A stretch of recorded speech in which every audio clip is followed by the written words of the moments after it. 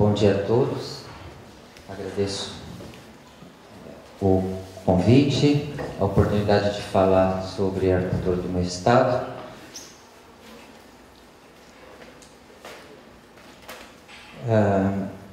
O seminário está focado na arquitetura contemporânea, mas eu terei de contextualizar essa arquitetura mais recente, apresentando alguns slides que antecedem o recorte proposto por este seminário.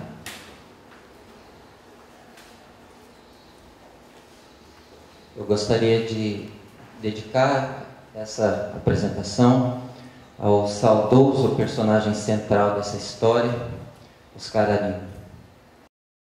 Falando do Oscar Arini, eu começo com uma questão, começo com esse questionamento a respeito da razão do patrimônio moderno que o Arini ajudou a construir está sendo dilapidado a olhos vistos no Estado.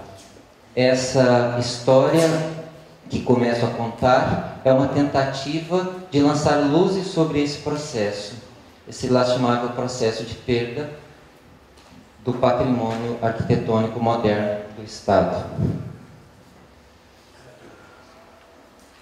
Primeira, obras importantes, obras históricas da arquitetura moderna, em ruínas praticamente, enquanto centros históricos encontram-se em situação similar de abandono,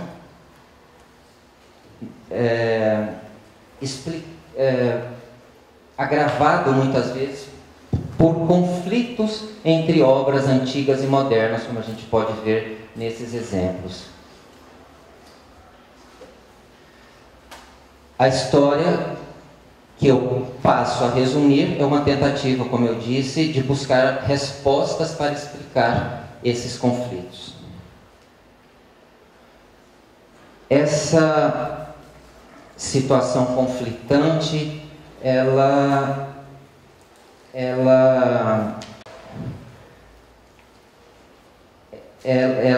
remete à história remota do Estado, que por sua vez está ligada à própria geografia. O nosso território, o território de Mato Grosso, ele é dividido em duas metades por uma extensa barreira, um grande divisor de águas formado pelo Planalto dos Parecis e dos Guimarães. De um lado, a floresta amazônica, com tudo o que ela implica. Ao sul, eu tenho o Pantanal Mato Grossense, os rios da Bacia Platina que banham o sul do estado foram os rios que trouxeram todas as novidades da civilização, ao passo que os rios amazônicos, que correm na metade norte do estado, conduzem ao universo mitológico associado à imagem da floresta amazônica, que se contrapôs ao avanço da civilização ocidental.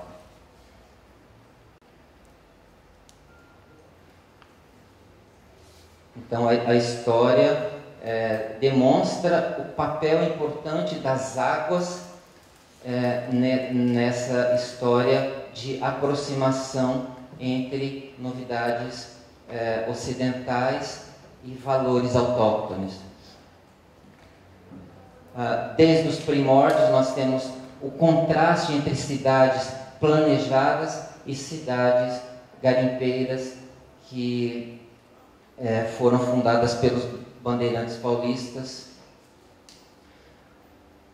As cidades planejadas pela coroa se desenvolveram mais junto aos portos do sul do estado, gerando paisagens urbanas como a de Corumbá, ao passo que as cidades mineradoras como Cuiabá apresentaram uma conformação urbana muito contrastante, formada de ruelas irregulares, ao sabor dos acidentes topográficos.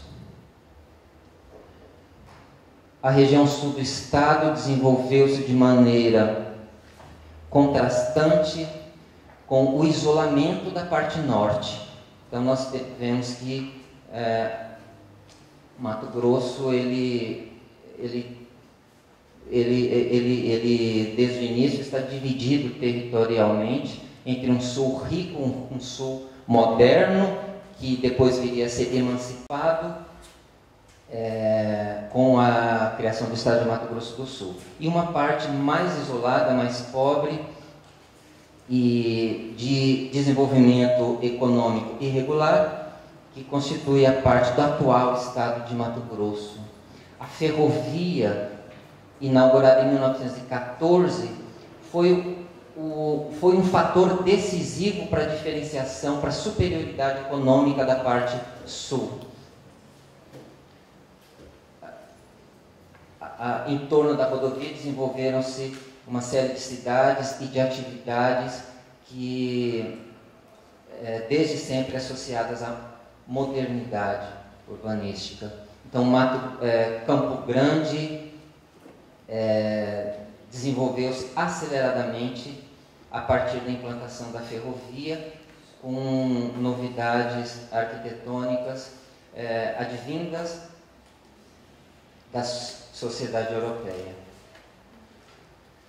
O norte, por sua vez, teve uma história bem diferente, também ligada a uma ferrovia, a malfadada Estrada de Ferro Madeira-Mamoré, atualmente em Rondônia, mas Rondônia já foi parte integrante do estado de Mato Grosso. E se a parte sul do estado ela teve o seu desenvolvimento alavancado pela ferrovia noroeste do Brasil, o norte deve a sua ligação com o mundo civilizado, entre aspas, com os centros mais desenvolvidos do Brasil e do mundo, mais ou menos na mesma época, graças à Estrada de Ferro Madeira-Mamoré e à Comissão Rondon, que levou a linha telegráfica. E esses dois vetores de desenvolvimento se encontraram lá no norte amazônico.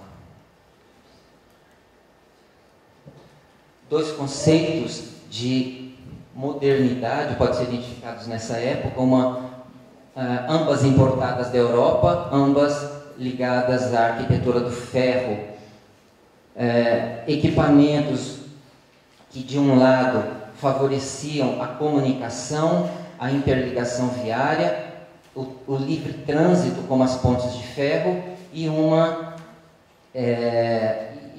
arquitetura mais ligada ao lazer, né? E a distinção social. Essa Praça Alencastro é a praça que fica em frente ao Palácio Governamental. Ela recebeu esse coreto no início do século XX, esse coreto metálico importado da Inglaterra, e a praça era toda cercada de grade também. As pessoas ricas entravam e as pobres caminhavam do lado de fora do cercado. Então, é uma modernidade sinônimo de status e de exclusão, ao contrário de equipamentos como as caixas d'água metálica, que tinham uma utilidade social muito mais abrangente.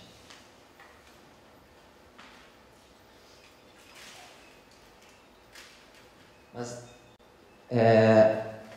dando um salto para chegar até o Estado Novo, a Era Vargas, né? Esse é um capítulo importante da história da arquitetura de Mato Grosso. É uma história pontuada de marcos arquitetônicos que garantiram à capital Cuiabá a sua posição de capital, superando a rivalidade com Campo Grande. Essas são as ditas obras oficiais do governo Júlio Miller, em Cuiabá, a residência oficial dos governadores, arquitetos do Rio de Janeiro desenvolveram esses,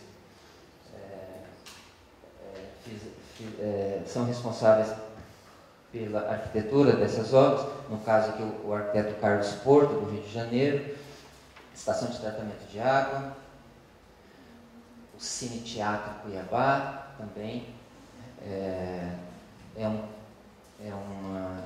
legado da era Vargas ao Estado, o Grande Hotel no centro da capital Cuiabá, o Colégio Estadual, algumas das obras oficiais de maior destaque, a Ponte sobre o Rio Cuiabá. Nos anos 50 e 60 apareceram alguns edifícios emblemáticos dessa modernização arquitetônica do Estado, como esses casos que aparecem aí, o Hotel Centro-América e a sede do IAPI. Esse desenvolvimento que se encerra com essa casa que vocês estão vendo, ela pode ser descrita como uma etapa de modernização equilibrada, em que o moderno não se sobrepõe ao antigo, não exclui os edifícios anteriores. Essa casa que vocês estão vendo, ela não existe mais, e depois a gente pode fazer uma análise mais acurada a respeito das suas qualidades arquitetônicas. No dia em que eu percebi que havia um tapume em frente da casa, eu entrei em contato com os autores do projeto, que não eram do Estado, e expliquei: essa é a nossa obra arquitetônica moderna mais antiga, é um edifício histórico, vocês vão destruir a casa? Não pode? Então, os arquitetos se comprometeram então a respeitar a arquitetura. E depois, quando os tapumes saíram, era essa edificação que apareceu. Eles se limitaram a manter a laje curva da fachada, e hoje o que existe no lugar é um restaurante, mas a laje continua guardadinha lá no meio. Ou seja, a arquitetura se perdeu. Nos anos 60 aparece a figura de João Timóteo da Costa, que foi o arquiteto que introduziu a arquitetura moderna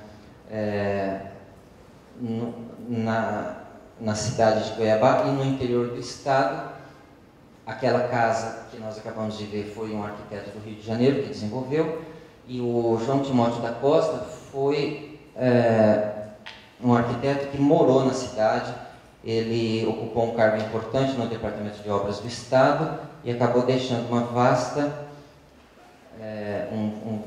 um vasto legado de obras alinhadas com a Escola Carioca do Rio de Janeiro. A modernização conflituosa é da metade do século XX em diante. Ela tem início com esse edifício, que é o Palácio Alencastro, que foi construído sobre as cinzas do antigo Palácio Alencastro. Conflituosa nesse sentido, um edifício novo que aparece em substituição ao antigo, descaracterizando a unidade urbanística do centro histórico de Cuiabá. Seria apenas um edifício de linhas corbusianas se ele não estivesse implantado, não num parque verde, num parque aberto, mas num sítio histórico que até esse momento apresentava uma unidade urbanística notável. Parte dos fundos do Palácio Alencastro, dois arquitetos do Rio de Janeiro desenvolveram essa arquitetura. Esse é o antigo Palácio Alencastro, que cedeu lugar para um novo edifício. Uma imagem aérea do centro de Cuiabá, nessa época de construção do Palácio Alencastro. Aquilo que a gente vê lá no fundo é outro marco da arquitetura moderna mato-grossense, a Escola Técnica Federal, antiga Escola Industrial de Cuiabá. Você pode voltar nos slides? Na imagem da esquerda, o Palácio Antigo ainda está lá, isso? Ele foi construído, a demolição foi concomitante Durante as obras, o antigo Palácio Alencastro resistiu lá na frente, mas desde o início o plano era removê-lo. Então, acabou a demolição foi para criar um jardim, porque poderiam ter coexistido os dois. Isso. A demolição foi para criar a Praça Alencastro de frente ao edifício de mesmo nome. Mas seria concebível a coexistência dos dois edifícios. Inclusive eu digo isso na tese. É uma questão que não é consensual, mas dá para imaginar essa coexistência entre o novo e o moderno nessa região central de Cuiabá.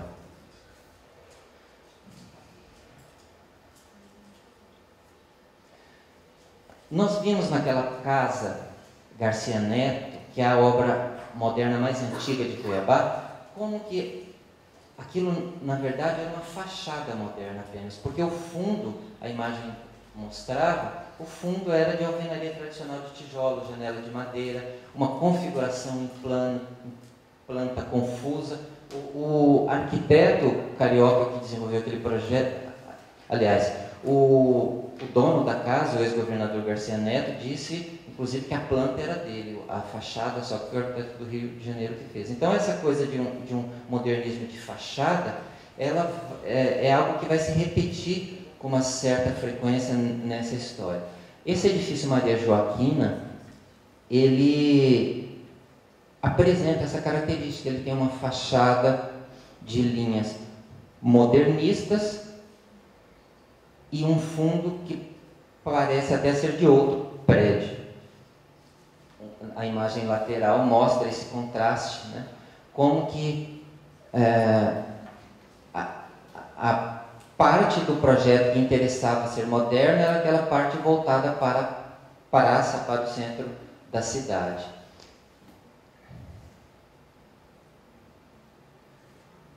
Avenida Getúlio Vargas, nos anos 60, foi a grande vitrine das novidades arquitetônicas importadas do Rio de Janeiro.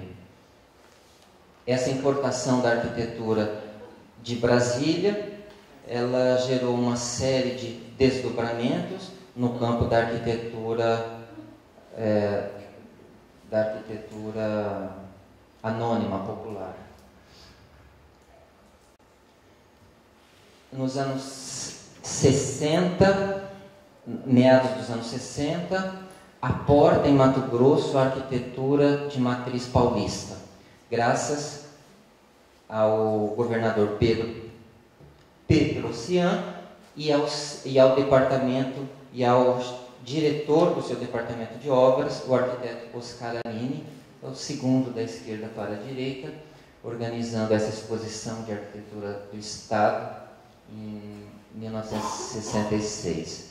O que se mostrava ali era uma série de escolas desenvolvidas por arquitetos paulistas, e o espírito nessa exposição, a impressão que dominou foi a de descrença. Ninguém acreditava que num estado tão isolado e pobre escolas de concreto aparente tão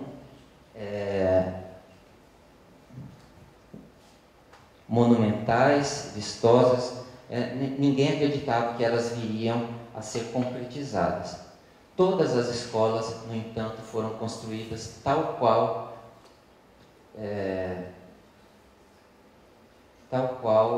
expostas naquelas maquetes. Esse é o campus da Universidade de Cuiabá, que foi criado no governo, nesse mesmo governo.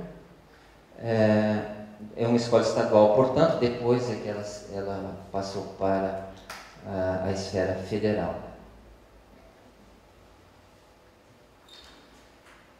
Salas de aula, desenvolvidas pelo arquiteto Scararini, que encontram-se já em estado, né, de relativo abandono.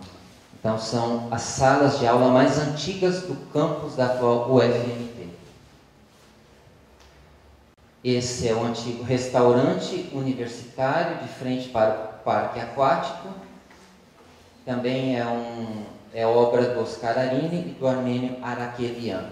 Uma estrutura idêntica foi construída em Mato Grosso do Sul, no campus da atual UFMS.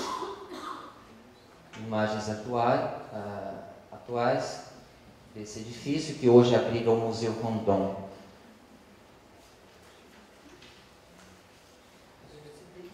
Escolas rurais. Eu acho que talvez para o pessoal de São Paulo se recordar, o Scararini é um arquiteto que, junto com o Paulo Bastos, ganhou o concurso do quartel do 2º Exército, ali no Parque do Ibirapuera. Então, se vocês virem, se lembrarem aquela arquitetura do quartel, lá no Ibirapuera, com as unidades.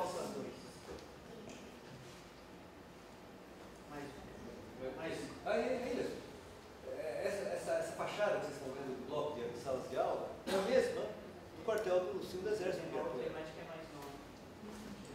Então é uma referência porque o Scararini é formado nessa escola.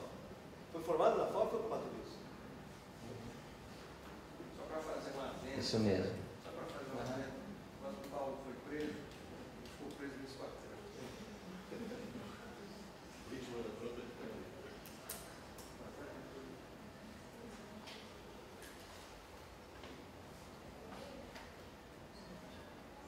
O Scararini, no departamento de obras,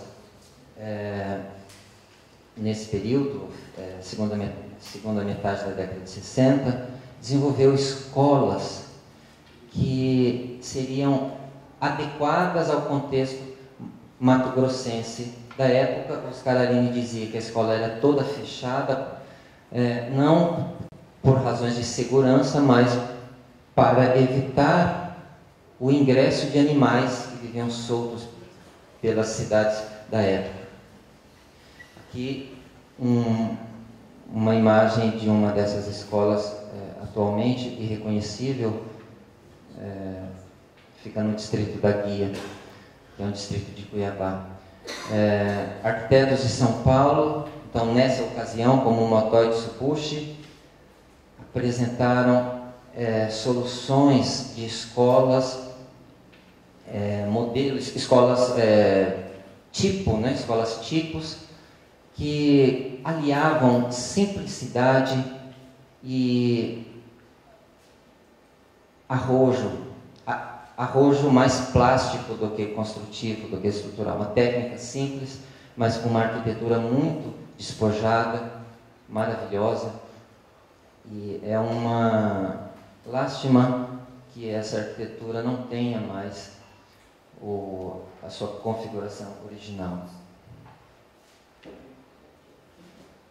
Essa outra escola em Rondonópolis foi desenvolvida pelo Caio Bolsinhas, entre outros, com cobertura de concreto, cobertura plana de concreto. Em Mato Grosso, que faz um calor de 42 graus no verão, isso se tornou uma dificuldade insuperável, né? Utilizar o edifício com uma cobertura de concreto sem nenhuma proteção.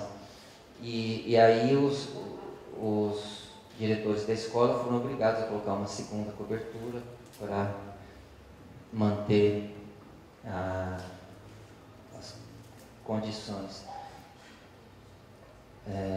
Essa escola é em Campo Grande, vejam que escolas grandes, com uma estrutura muito imponente, ginásios com cobertura de concreto, amplos ginásios, amplas coberturas planas abrigando todas as instalações da escola. Essa outra é no centro de Cuiabá, a escola Nilo Povas. Encontra-se hoje com essa fachada carnavalesca, que já se tornou padrão nas escolas estaduais do estado. É também uma pena, né, que esse tipo de coisa aconteça. Essas escolas em Cáceres, né, sempre com coberturas de concreto, ginásios com arquitetura integrada ao corpo principal da escola e normalmente com uma grande área de reunião no centro, agregando todas as dependências. Essa escola fica em Corumbá, é do Paulo Bastos, está relativamente conservada.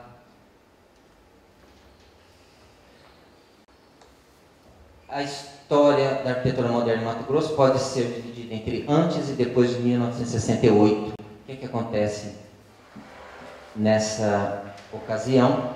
É a dinamitação da antiga matriz de Cuiabá, a Basílica do Senhor Bom Jesus de Cuiabá.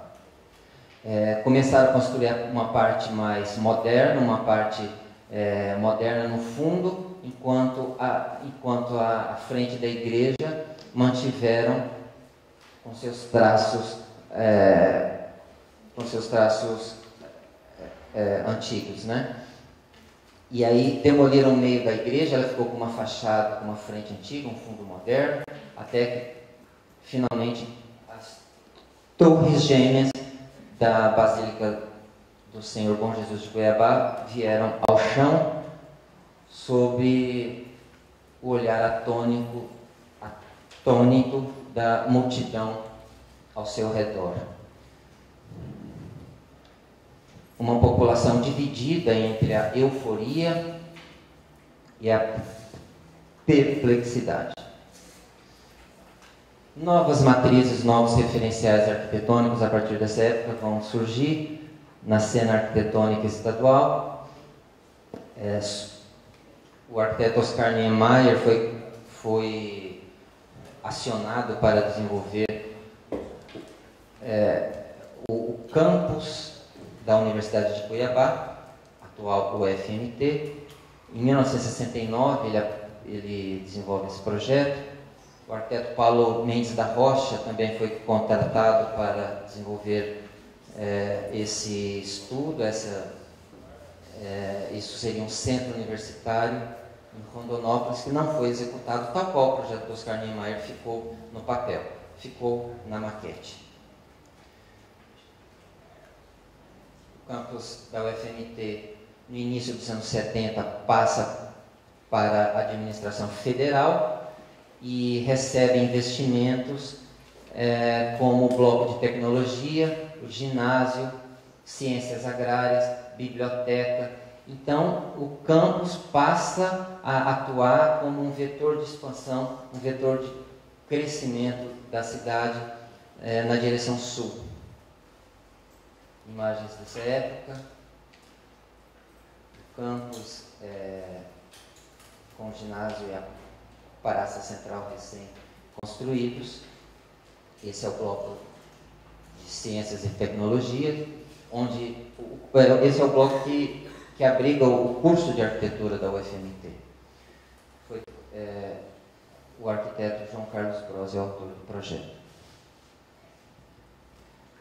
João Carlos Bros, daqui de São Paulo.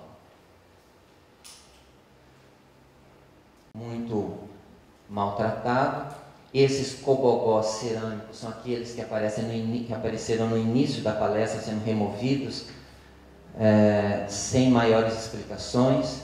De repente um diretor acorda e decide que esses cobogós não devem estar mais ali, porque está juntando muito pombo, e aí chegam os pedreiros lá e tiram tudo. Então, os gestos de aproximação entre valores nativos e valores exógenos vão se fazer notar com mais força nos anos 70, através, inicialmente, desse conjunto do CPA, Centro Político Administrativo de Mato Grosso. O Estado adquiriu toda essa vasta região ao norte da capital, para lá levou os edifícios governamentais. Não teremos tempo para análise, eu deixo para comentar, se for o caso, na discussão, na segunda parte desse seminário, mas aí a gente pode ter uma vista das inovações que vieram junto com essa implantação do CPA. Gestos de aproximação entre valores locais e uma arquitetura que supostamente veio de fora.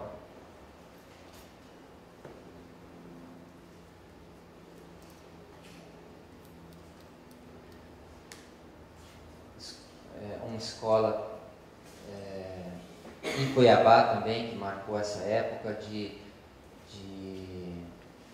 relativa diversificação do repertório local. Estádio Verdão, também desenvolvido por um arquiteto de São Paulo, Silvano José Wendel, 1976. Rodoviária de Cuiabá, de autoria de Paulo Mendes da Rocha, Moacir Freitas, Evercílio Gonçalves de Souza.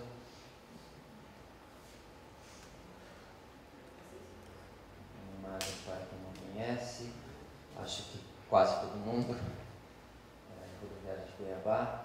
É evidente que essas coisas não pertencem ao projeto original, são fruto da cabeça do administrador que entendeu que o prédio precisava ganhar uma vida para a arquitetura. E aí essas coisas berrantes, mas as qualidades essenciais do projeto ainda estão lá.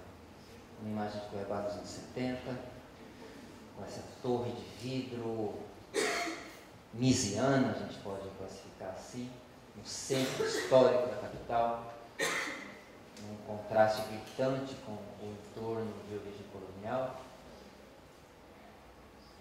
Arquiteto de São Paulo, mais uma vez, arquiteto de São Paulo, outra torre referencial dos anos 70, com mais de 20 andares, também no escritório de São Paulo. Os anos 80 chegaram com a divisão do Estado entre o Norte e o Sul.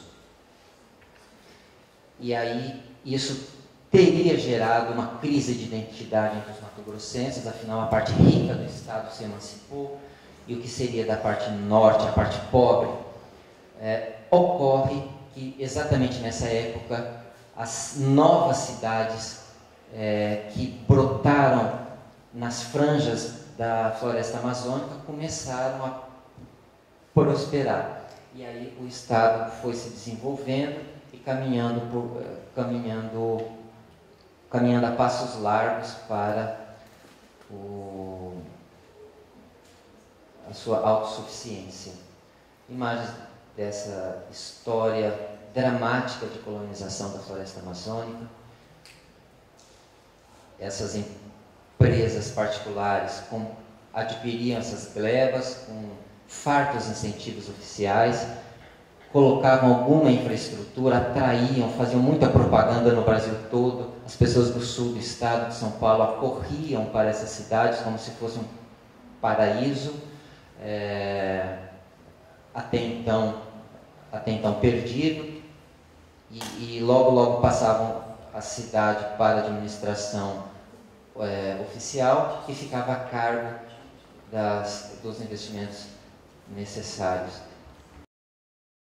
A arquitetura mais adaptada, talvez não seja o caso específico desse exemplo, afinal essa é uma linguagem padrão da antiga, do extinto Banco Comindi, né? Mas de qualquer maneira é uma arquitetura que se diferencia desse ideal de arquitetura envidraçada. Outro arquiteto de fora que desenvolve soluções afeitas ao contexto. Aqui entra a figura do arquiteto José Afonso Portocarrero. Esse é das suas obras de maior destaque. Os anos 90 foram caracterizados por uma reviravolta. Essa reviravolta, ela fica estampada nesses dois livros, que certo dia eu encontrei na casa dos meus pais. Resolvi estudar a história do Estado na época em que desenvolvia minha pesquisa e de repente eu notei que a capa dos dois livros eram muito semelhantes e contrastantes ao mesmo tempo. São editoras diferentes, autores diferentes, livros que foram lançados em épocas diferentes, mas com um intervalo de 10 anos a gente vê o quanto que mudou. Esse livro é dos anos 80, esse livro dos anos 90. Desculpa. Perdão. De uma hora para outra, a paisagem urbana de Cuiabá foi invadida por violas de coxo, onça, garça, banana. Nos anos 90, a população aprendeu a valorizar essa imagem construída de um Mato Grosso de natureza exuberante. E nos anos 90, aliado a essa redescoberta das raízes, né, algumas inovações aparecem até nos edifícios corporativos. A gente vê a imagem dos índios, né, que começam a aparecer. É um decorativismo mais livre. Né, as obras do Carlos Bratke são referências nesse sentido. Obras de linha pós-modernista, se a gente pode chamar assim. Então, os anos 80 e 90 deram espaço para essas expressões até desconstrutivistas.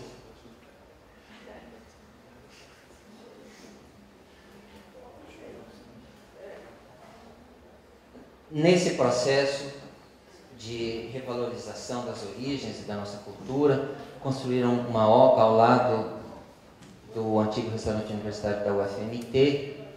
Aqui eu devo citar o trabalho da professora Maria José Sanches, que ela, de maneira muito inteligente, ela percebeu, né, o valor desse contraste e como que arquitetos dali para frente iriam tentar conciliar esses dois universos tão antagônicos à primeira vista. A gente tem o trabalho do José Afonso Portocarrero, que parece ser uma tentativa de aproximar esses dois universos. Sede da Adufimate, no campo da UFMT, é uma OCA indígena, ela tem esse apelido de OCA, mas é de concreto aparente, coberta com palha de aço. No século XX, aqui ocorre o avanço do agronegócio em terras amazônicas, o Estado se enriquece, as cidades crescem, se desenvolvem. Né? Quer dizer, o nortão de Mato Grosso, chamado Nortão, ganha um impulso econômico decisivo com essas grandes obras de infraestrutura, como o gasoduto Brasil-Bolívia, a usina termoelétrica de Cuiabá. Isso na virada do século XXI, quer dizer, o Mato Grosso vive um clima de muito otimismo na entrada do século XXI. A usina do Manso também veio... a usina do Manso fez com que o Estado se tornasse autossuficiente na energia. A ferrovia finalmente chega a Mato Grosso, aqui pelo sul do Estado. Só que as disparidades sociais saltam aos olhos, de modo que Mato Grosso pode ainda ser visto como um retrato em miniatura, mas não tão reduzido assim, né?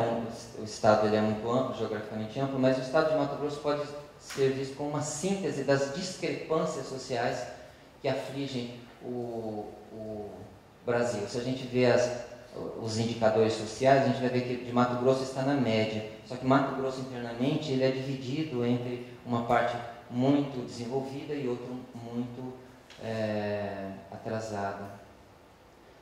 A cultura popular ainda é muito dividida também, né, entre valores nativos. No início do século XX, queria-se um concurso para revitalizar o centro histórico de Cuiabá. Se não me engano, o nosso colega Romeu Duarte Júnior foi do júri, não é? Que avaliou os planos para a revitalização. Esse concurso não foi adiante, houve uma briga judicial. Alegou-se que os vencedores não retrataram aspectos da cultura local, ou seja, só para dizer o quanto que esse regionalismo ainda estava forte. Centros históricos caindo aos pedaços, reservas naturais, idem, sendo invadidas e tal. Esse é o centro, esse é o Parque Mãe Bonifácia, desenvolvido pelo arquiteto Domingos Borges Tavares. Eu vou passar rapidamente aqui as obras que a Copa do Mundo de 2014 está atraindo para o Estado de Revitalização do Porto de Cuiabá, projeto recentemente desenvolvido, muito criticado pelo fato de, em alguns pontos, dar as costas para o rio, quando a intenção seria o contrário, não é? Veja, isso aqui é obra dos autores, essa associação é obra dos autores dessa proposta. Não façamos julgamentos de valor nesse momento, né? Mas depois a gente pode discutir as implicações, as qualidades, os defeitos desse.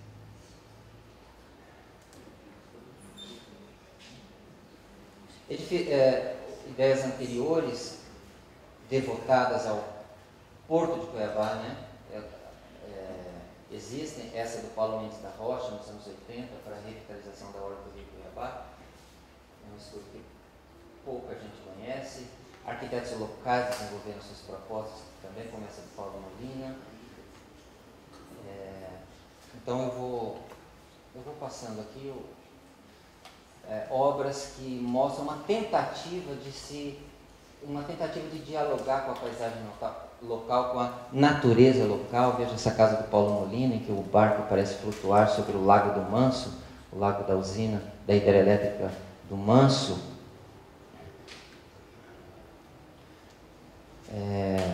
Alguns talentos de Cuiabá desenvolveram também condomínios para a orla do Lago do Manso. Vocês podem conferir e depois a gente vai discutindo. Isso está construído? Esse não foi executado. Não conseguiram patrocínio. Sim, mas essa casa ela foi executada, embora eu não tenha as fotos. Esse condomínio acabou ficando no papel.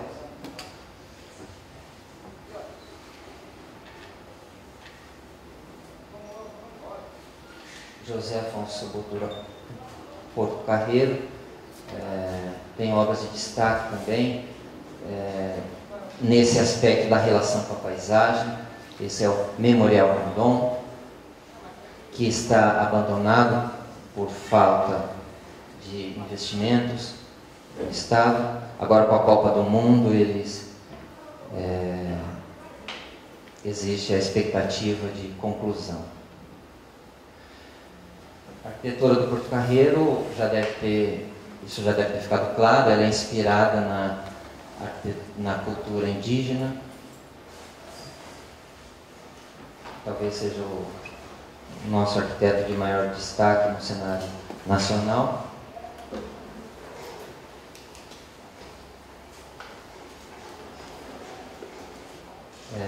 Esse edifício ganhou um selo de sustentabilidade há pouco tempo. Ele é dotado de uma série de soluções de eficiência energética. O mobiliário não é de autoria do Porto Carreiro, mas ele também tentou de alguma forma reproduzir essa ideia de associação com os índios, né? Só para a gente ver que essa ligação com a arquitetura indígena, ela não é exclusividade do Porto Carreiro. Houve outras tentativas. Relação com o patrimônio antigo também dá ensejo a uma série de outras iniciativas interessantes, interessantes no sentido de dar margem à discussão, ao debate, né? Essa cobertura do Ernesto Galbialto sobre as ruínas da igreja de Vila Bela da Santíssima Trindade. Muitos não entenderam o fato dessa estrutura de, em certa medida, rivalizar com o monumento que ele abriga, né? Essas torres se elevam muito acima do necessário. A intenção do arquiteto era criar uma imagem de coisa transitória em construção. Nesse sentido, ele foi eficiente, no sentido de dar essa imagem de uma coisa que está em construção, em processo, embora essa escala, né, entre os monumentos e a cobertura seja passível de discussão. Outro caso emblemático dessa ligação do novo com o antigo é a revitalização do antigo Arsenal de Guerra de Cuiabá. Hoje é o Sesc Arsenal. O contraste bem marcado aqui entre o novo e o antigo. Outro caso é o do Mercado Público na orla do Rio Cuiabá. Era esse edifício que recebeu um aquário anexo, sempre marcando.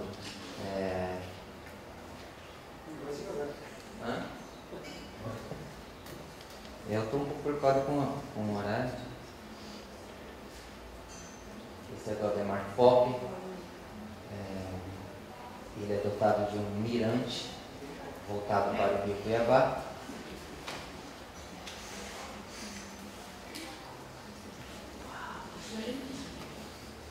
Essa intervenção é do arquiteto Paulo Molina, que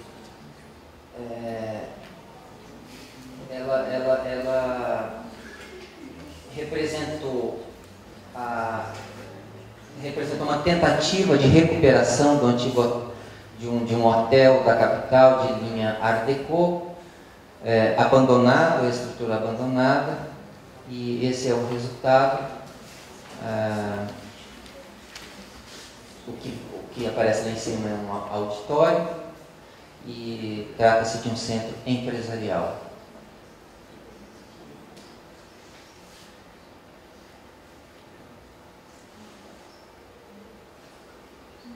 Esse é o saguão na entrada, uma estrutura aqui em cima da entrada, uma estrutura destinada a receber essa vegetação da trepadeira, quer dizer, futuramente o aspecto aqui vai ser outro. Imagem do auditório, dialogando a cidade, né, com contato visual com a cidade. Augusto Mário Bocara é autor de alguns marcos dessa arquitetura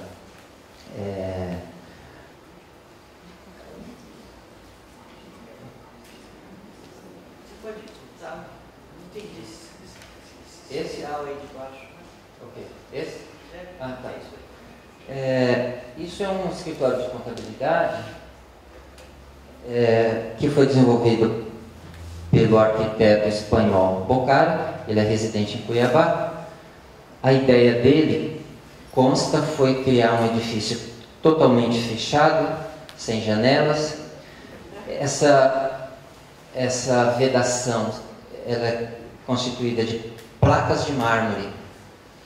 E à noite esse edifício, a iluminação interna faz com que o edifício acenda. Então ele ganha um aspecto de abajur. Isso até teria sido intencional, diz o arquiteto. E lá em cima tem um auditório. O que nós vemos aqui é o hall de acesso, com um grande painel artístico aqui na frente. Aqui aqui eu tenho uma parede, uma placa, aqui eu tenho um tapume, né, estruturado com essa armação metálica, que separa a parte do escritório, que a gente vê aqui, né? O desenho dos móveis também é de autoria do Bocara. Essa é uma escada que dá acesso ao auditório lá em cima. É uma fotografia tirada do alto da escada. Tem esses caibros aqui, tem um pedaço de madeira que fica preso no teto. É difícil descrever assim, poucas imagens em poucas palavras, essa edificação. Essa é uma extensão do mesmo edifício que foi desenvolvida pelo escritório MMEB de Cuiabá. É uma ampliação desse escritório, né? Os arquitetos tiveram cuidado de criar uma continuidade entre essa grande superfície branca de mármore e aquela que representa ampliação. E isso fica nítido, né, que eles foram bem sucedidos nesse ponto, em criar um anexo que não fosse totalmente desvinculado do edifício anterior. Mas, ao mesmo tempo, aquele bloco elevado cria uma identidade específica para essa ala. Como a gente pode ver,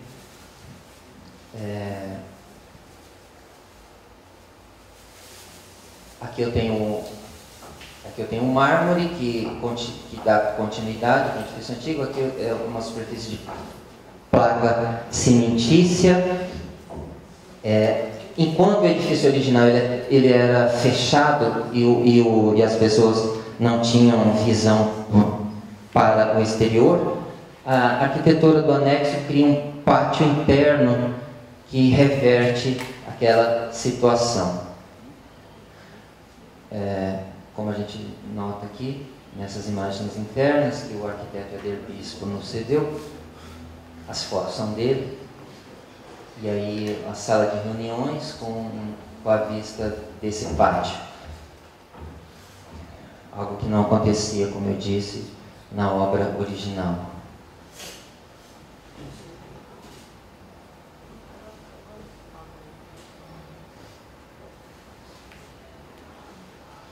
Aqui eu trago obras de arquitetos que assinaram edifícios corporativos em Cuiabá, como José Roberto Andrade, meu colega na UFMT, com esse espigão de mais de 30 andares, e que, se a gente vê a implantação, até que estabelece uma relação com o edifício vizinho do Bote Rubim, que fica do outro lado da avenida do CPA.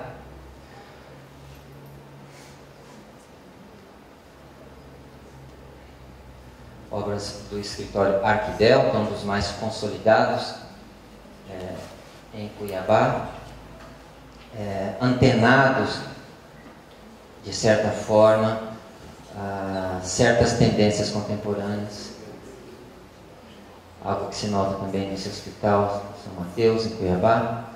Esse mesmo escritório Arquidel desenvolveu essa solução arquitetônica para o Ministério Público, né? Esses edifícios eles podem ser estendidos, podem ser ampliados sem que se perca a identidade da volumetria. Então, aqui é um edifício menor, para uma cidade menor. Essa mesma configuração, ela recebe uma ampliação aqui na lateral, em função do tamanho da cidade, do tamanho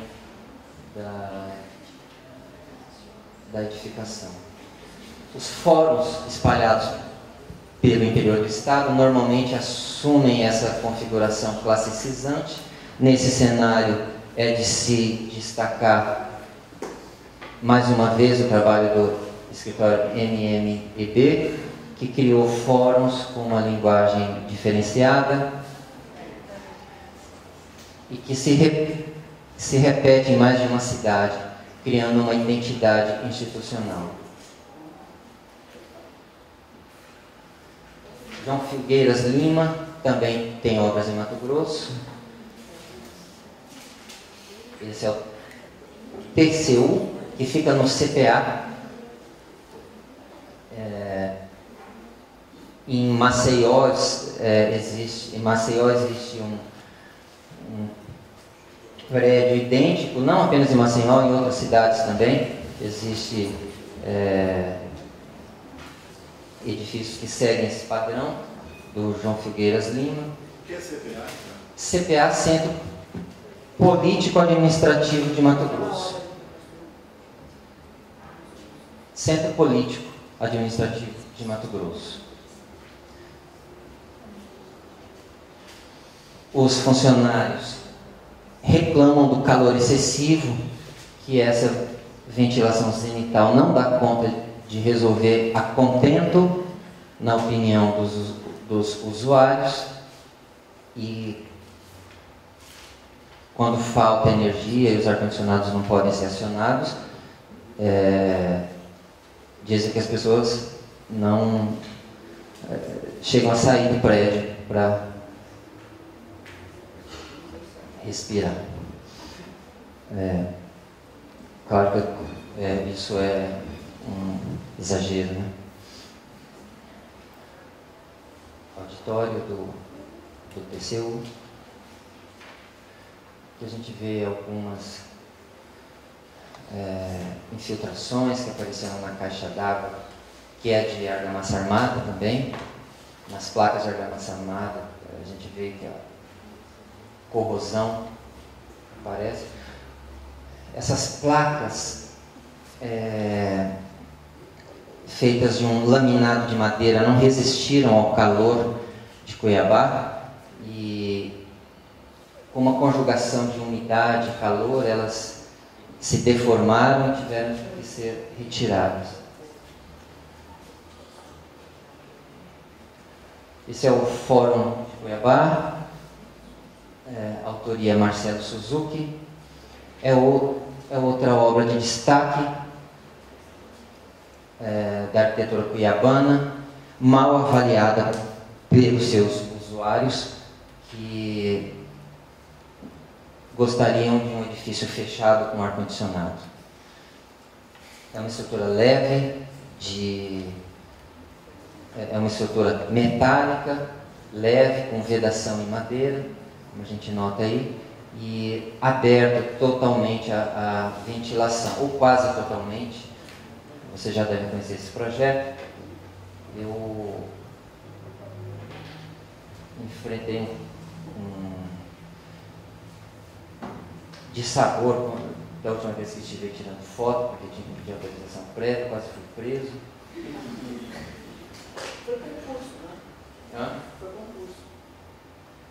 Não foi concurso, não. Essas são imagens do edifício recém-inaugurado. Hoje é difícil tirar uma foto como essa, porque a arborização aqui tampa, né? Então eu tive que recorrer a essas fotos mais antigas.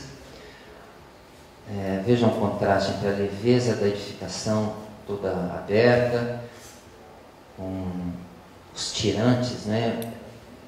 Com os cabos de aço sustentando a cobertura, e o edifício dos fundos, que representa o padrão hoje vigente no CPA. Edifícios envidraçados, fechados, com ar-condicionado, e que fazem a delícia das autoridades locais. A impressão é que todos estão muito satisfeitos com essa arquitetura que contrasta tanto com esse edifício do Marcelo Suzuki. Essa linha de abertura na altura dos olhos do caminhante cria um contato visual maior com o exterior. Internamente, a arquitetura ela é impressionante, com o encanamento todo aparente, a parte de tubulação, encanamento fica exposta. Eu tenho um andar de serviço acima desse pavimento, né? Esse andar técnico que cria essas pontes. Só que ele é impressionante também pela falta de zelo no acabamento. Então, o aspecto do interior do prédio deixa muito a desejar em função da qualidade do acabamento e da deterioração dos materiais, que, como eu disse, causa uma impressão muito ruim. Afinal, está tudo aparente, né? E se tenha esse tipo de acabamento, veja.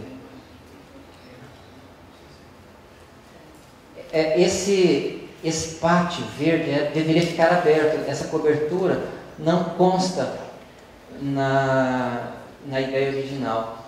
Aqui deveria ser aberto, mas isso foi coberto, né, com essas telhas acrílicas, e aí com o estacionamento aqui embaixo tudo aberto, os gases que os carros lançam acabam esquentando ainda mais a atmosfera aqui dentro, né? Mas existe uma saída do ar quente aqui, mas o efeito estufa ele é muito claro. O projeto de Marcelo não previa cobertura de baixo. Aqui deveria ser espelho d'água. Em vez do jardim, deveria ser água com jatos que iriam umidificar o ar, refrescando o ambiente. Não fizeram o espelho d'água, não fizeram os jatos, colocaram o jardim, porque por questões econômicas substituíram o lago pelo verde e acharam melhor cobrir para evitar a chuva nos corredores.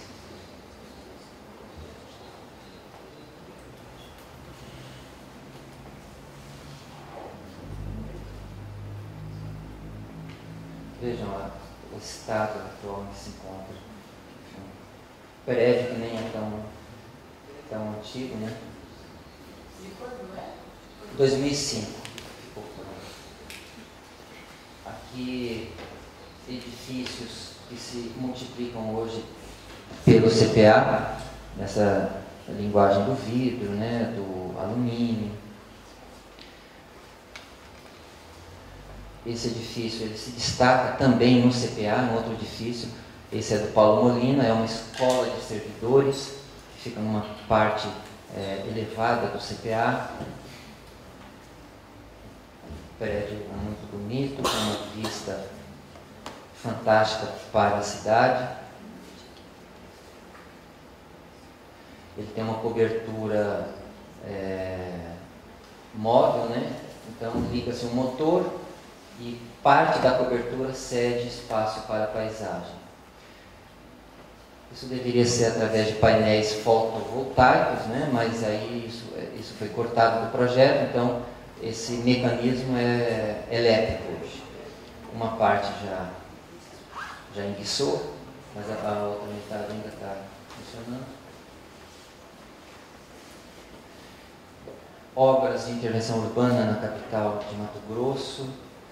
A Copa do Mundo deu ensejo a essas intervenções de viadutos, trincheiras, que hoje estão rasgam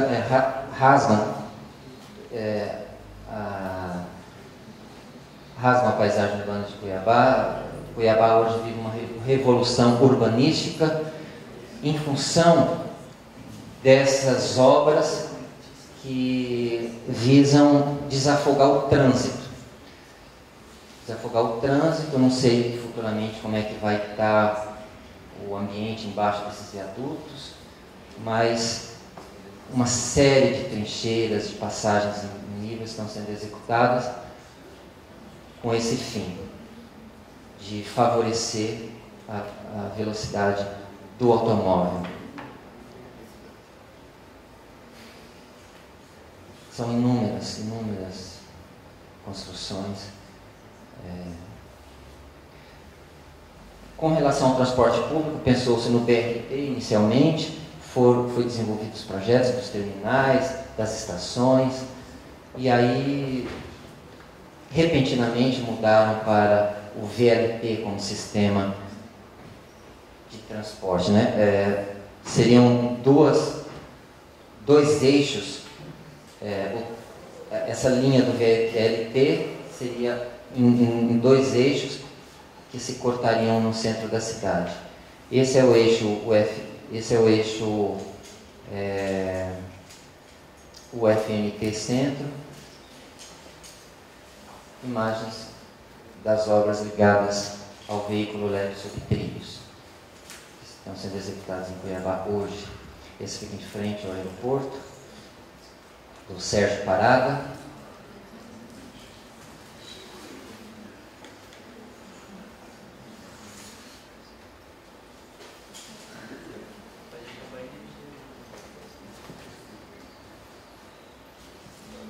Esse aeroporto do arquiteto Sérgio Parada, ele foi pensado para ser construído em módulos. Essa parte inicial foi construída, mas não teve continuidade. E daí ampliaram o edifício com base em outro estudo. A gente vê que a qualidade técnica dos acabamentos deixou muito a desejar também na construção do aeroporto. Isso tem um peso muito grande nessa arquitetura que se quer high-tech, né? Então, eu penso que é um tipo de linguagem que não deveria admitir esse tipo de coisa. Isso deve ter sido causado pelo calor, porque a deformação do forro só acontece na parte de fora desse forro da cobertura, né? Tanto do lado da pista quanto do outro. Então ele está sendo ampliado de acordo com esse outro estudo, com esse outro. Aqui é o aeroporto de Rondonópolis, desenvolvido pelo Dionísio Carlos, também com linhas bem aerodinâmicas. Rondonópolis é um polo do agronegócio na região leste do estado. Vocês têm alguma imagem do que será esse aeroporto, também que foi encomendado em função da Copa do Mundo de 2014. O COT, Centro Oficial de Treinamento, desenvolvido pelo José Afonso Porto Carreiro, no campus da UFMT. Também eu não vou me alongar, na análise, vou me limitar a mostrar algumas imagens dessa obra que já está em construção, onde as seleções vão desenvolver seus treinamentos. Ela também é inspirada na arquitetura indígena, que já se tornou uma marca do trabalho do Porto Carreiro.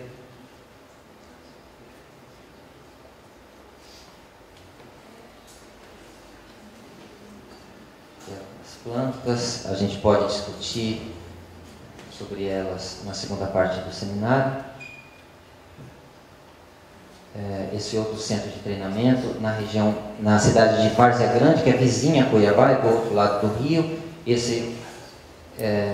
Essa arquitetura foi desenvolvida pelo Grupo Estádio, daqui de São Paulo.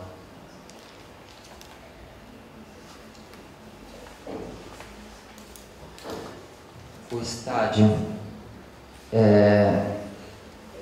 a Arena de Cuiabá, inicialmente foi deixada a cargo do escritório do Castro Melo Arquitetos. Só que essa ideia ela não vingou, acabou sendo substituída por uma outra, que é essa do GCP Arquitetos e do Grupo Estádia, que está em execução atualmente no estado, obviamente que é para sediar os Jogos da Copa. As torres gêmeas do estádio Verdão, vindo abaixo, por ocasião da construção do novo estádio, que foi exatamente no lugar do antigo. O estádio que já estava acabado, prontinho, foi demolido para dar lugar à arena. Está aí em obras. Esse é o ginásio esportivo, que foi projetada pelo arquiteto José Roberto de Andrade. Eu trouxe aqui obras da obra, visitadas recentemente. Os banheiros com acabamento impecável, padrão FIFA, é algo impressionante. O piso é de porcelanato, essas torneiras anti-vandalismo. Uma coisa que chama a atenção é o teto extremamente baixo. A gente levantando a mão, a gente toca no teto, e o teto ele é recheado de caixas de som de última geração. Não sei se isso vai se manter intacto ao longo do tempo, porque aqui é anti-vandalismo, mas em outras partes não é. Essa área do estádio os autores chamam de vomitódromo. A gente leva um susto com a palavra, né? Mas é onde o estádio vomita as pessoas. Elas chegam por aí, se afunilam nesse corredor e têm então acesso ao estádio. Isso é o vomitódromo, em que se vomita pessoas. O pórtico de sustentação da cobertura.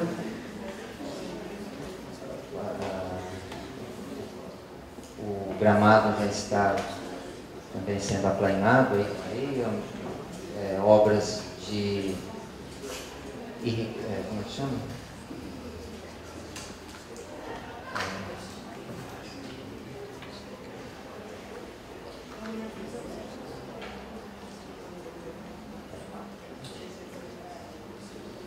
O estúdio vai ser fechado com um forro de fibra mineral. Essa é a sala da imprensa, que tem um forro diferenciado.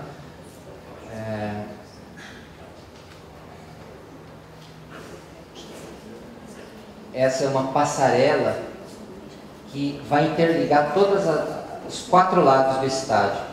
Essa passarela circunda todo o edifício. O que nós estamos vendo aqui é uma estrutura que vai envolver o estádio. Ele vai ser cercado por uma espécie de lona presa a essa estrutura metálica, mas que em tese deve permitir a ventilação. O que eu estou chamando arquitetura da soja é uma tentativa de qualificar, de caracterizar aquilo que se vê nas regiões, nas cidades do norte de Mato Grosso enriquecidas pelo agronegócio. Eu tenho feito uma pesquisa para compreender melhor esse fenômeno.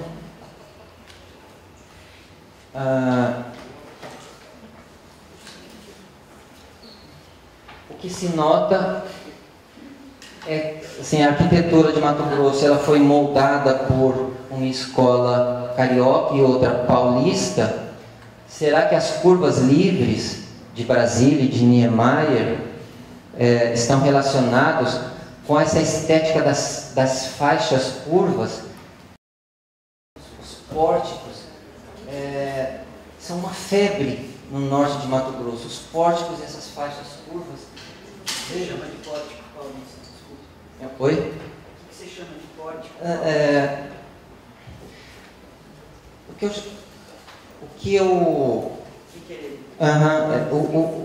O que eu arrisco chamar de pórtico paulista nada mais é do que aquelas estruturas que nem sempre se resolvem na forma de um pórtico, mas cuja aparência é dominada por uma grande laje que constitui uma abertura para a cidade, ou seja, um edifício aberto de todos os lados, apoiados em